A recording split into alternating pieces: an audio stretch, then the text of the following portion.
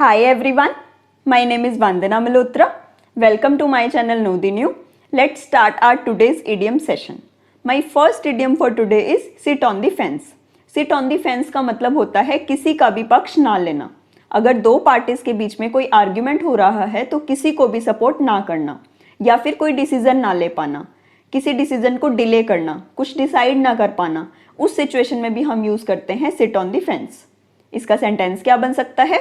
She did not know whether to say yes or no to the proposal, so she was sitting on the fence. My next idiom for today is bite off more than one can chew.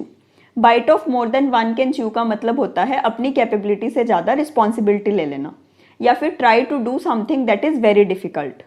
उस situation में हम use करते हैं bite off more than one can chew. इसका sentence क्या बन सकता है? By accepting 2 part-time jobs, he is clearly biting off more than he can chew. My last idiom for today is cut corners.